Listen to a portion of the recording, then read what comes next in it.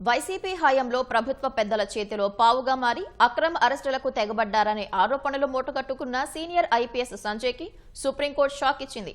అధికార దుర్వినియోగం కేసులో హైకోర్టు ఇచ్చిన ముందస్తు బెయిల్ను రద్దు చేసింది. 3 వారాల్లోగా లొంగిపోవాలని సంజయ్కి న్యాయస్థానం తేల్చి చెప్పింది.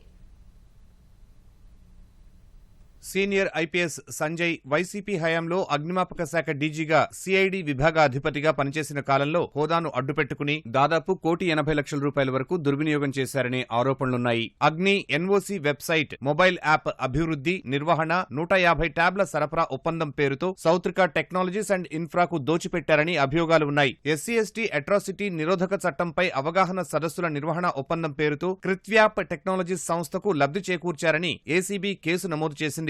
ఈ కేసులో సంజయ్ ముందస్తు బెయిల్ కోసం గతంలో హైకోర్టును ఆశ్రయించారు. హైకోర్టు న్యాయమూర్తి జస్టిస్ కె శ్రీనివాసరెడ్డి షరతులతో సంజయ్కి ముందస్తు బెయిల్ మంజూరు చేశారు. హైకోర్టు తీర్పును రాష్ట్ర ప్రభుత్వం సుప్రీంకోర్టులో సవాల్ చేసింది. సంజయ్ అధికార దుర్వినియోగంపై అన్ని ఆధారాలను రాష్ట్ర ప్రభుత్వం న్యాయస్థానం ముందు ఉంచింది. విజిలెన్స్ నివేదిక ఆధారంగానే సంజయ్ పై చర్యలకు ఉపక్రమించినట్లు స్పష్టం చేసింది. సుదీర్ఘంగా విచారణ జరిపిన సర్వోన్నత న్యాయస్థానం హైకోర్టు తీర్పును పక్కన పెట్టింది. సంజయ్ ముందస్తు బెయిల్ పిటిషన్పై హైకోర్టు 49 పేజీల తీర్పు ఇవ్వడంపై విస్మయం వ్యక్తం చేసింది. ముందస్తు బెయిల్ దశలోనే హైకోర్టు ట్రయల్ పూర్తి చేసినట్లుందని సుప్రీంకోర్టు ఆక్షేపించింది. ఎస్సీ ఎస్టీ అట్రాసిటీ అవగాహన పేరిట ఏర్పాటు చేసిన ప్రతి సదస్సులో 350 మంది హాజరయ్యారని చూపారని, ఇదెలా సాధ్యమని ధర్మాసనం వ్యాఖ్యానించింది. అన్ని సదస్సుల్లో ఒకరు ఎక్కువ ఒకరు తక్కువ లేకుండా ఎలా ఉంటుందని ఆశ్చర్యం వ్యక్తం చేసింది. ముఖ్యమైన పదవుల్లో ఉన్న అధికారులు అన్నీ చూసుకోవాలి గాని ఇష్టానుసారం చేస్తే ఎలా అని ఆగ్రహం వ్యక్తం చేసింది. ఈ క్రమంలోనే సంజయ్ కు హైకోర్టు మంజూరు చేసిన ముందస్తు బెయిల్ను రద్దు చేసిన సుప్రీంకోర్టు 3 వారాల్లోగా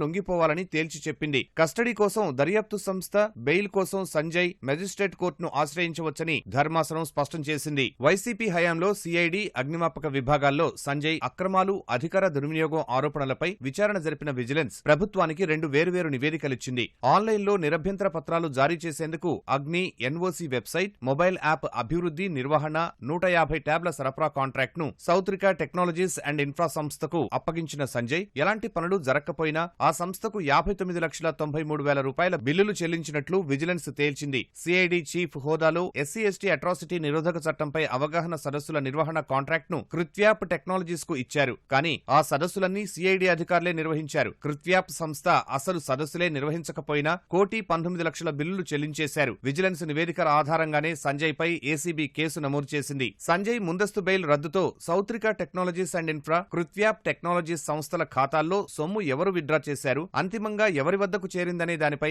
ఏసీబీ దృష్టి సారించనుంది. కృత్వ్యాప్, సౌత్రిక రెండూ ఒకే చిరునామాలో ఉన్నాయని విజిలెన్స్ గుర్తించింది. కృత్వ్యాప్ టెక్నాలజీస్ డొల్ల కంపెనీ అని తేల్చింది. ఆ డొల్ల కంపెనీ ఏర్పాటు వెనుక ఎవరున్నారు, నిధులు ఎలా పక్కదారి పట్టించారనే దానిపై ఏసీబీ వివరాలు సేకరించనుంది.